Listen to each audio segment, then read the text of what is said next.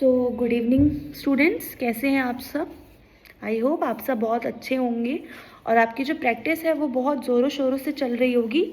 तो बेसिकली आज हम ये डिस्कस करने वाले हैं कि आपको इकोनॉमिक्स में कौन कौन से टॉपिक्स हैं जो बहुत इम्पॉर्टेंट हैं और बहुत प्रायोरिटी बेसिस में आपको वो टॉपिक्स कवर अप करने हैं। तो हम पहले कुछ मैं आपको टिप्स दे दूँगी, क्योंकि आई थिंक बहुत कम टाइम बचा है आपके एग्ज़ाम्स पे।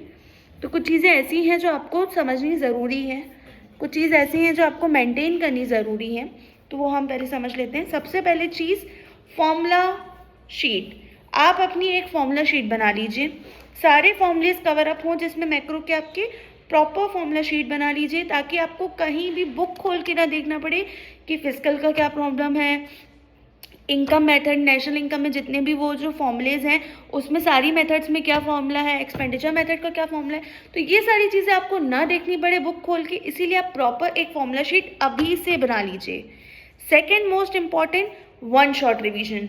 वन शॉट रिविजन लेक्चर्स देखिए, बहुत ज़्यादा इंपॉर्टेंट है कि अभी आपको जितना हो सके वन शॉट बेसिस पे रिवीजन करना है। आप पूरा कॉन्सेप्ट अभी बैठ के नहीं पढ़ सकते। This is the revision time, you don't have any other time, any other extra time to start again. And third, paper presentation. अगर आपको लगता है कि ये topic, particular topic, money supply for example, money supply का topic आपको बहुत अच्छे से आता है, उसको आपको पढ़ने की ज़रूरत नहीं है, तो उस चीज़ का आपको पेपर प्रेजेंटेशन बनाना है, आपको उस चीज़ का प्रॉपर राइटिंग प्रैक्टिस करनी है। क्योंकि एग्जाम्स में यही होता है कि हम लोग ऊपर ऊपर से पढ़ के तो चले जाते हैं, हमको कॉन्सेप्ट क्लियर रहते हैं, बट हम पेपर में प्रेजेंट नहीं कर पाते कि हमको क्या लिखना है, क्या लिखना चाहिए। So that is very important कि आपका पेपर प्रेजेंटेशन होना चाहिए।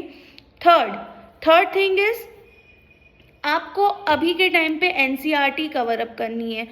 कुछ टॉपिक्स ऐसे हैं जो संदीप गर्ग में हैं, नहीं है, but you have to definitely do the NCERT. NCERT से आप प्रैक्टिस ज़रूर करिए, एनसीईआरटी के क्वेश्चन आप बिल्कुल लगाइए, क्योंकि बोर्ड में बहुत इंपॉर्टेंट रहेगा।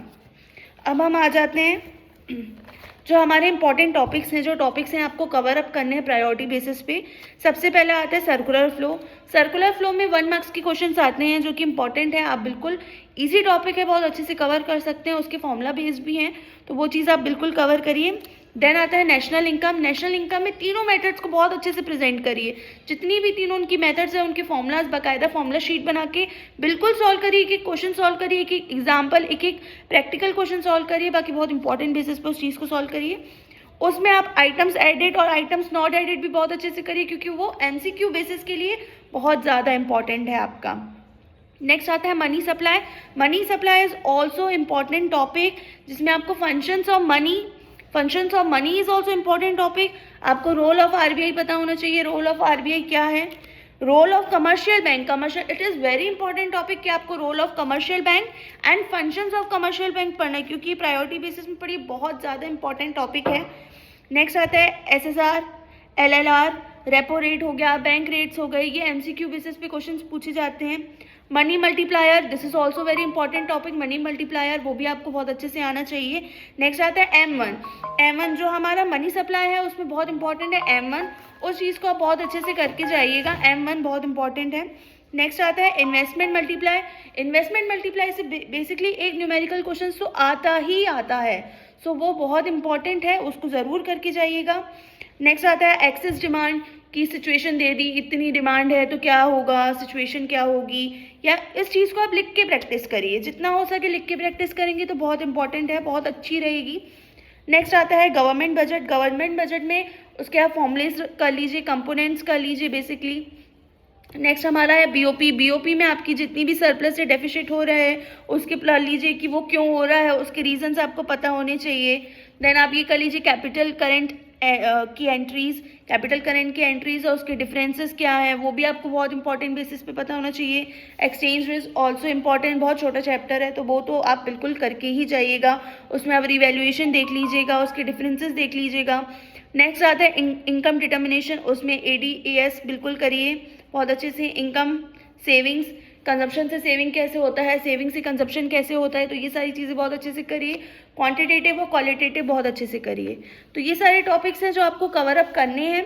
बहुत अच्छे से प्रैक्टिस करनी है। इसका मतलब ये नहीं है कि जो बाकी के टॉपिक्स हैं उनको आप बिल्कुल भी ध्यान नहीं दें, ऐसा नहीं है, ये मैं नहीं कह रही हूँ। आपको ये टॉपिक प्रायोरिटी बेसिस पे करने हैं, बाकी जो रिमेनिंग टॉपिक्स हैं वो भी आपको बहुत अच्छे से करने हैं, बिकॉज बोर्ड है।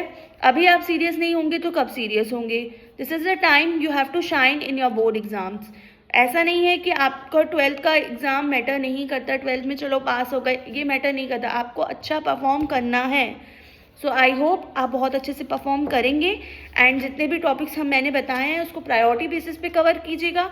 मैं ये नहीं बोल रही हूँ कि बाकी टॉपिक्स को छोड़ दीजिए, नहीं, बिल्कुल नहीं, बाकी टॉपिक्स को भी कवर करिए, बट इसको भी प्रायोरिटी बेसिस पे कवर करिए, because this is very important.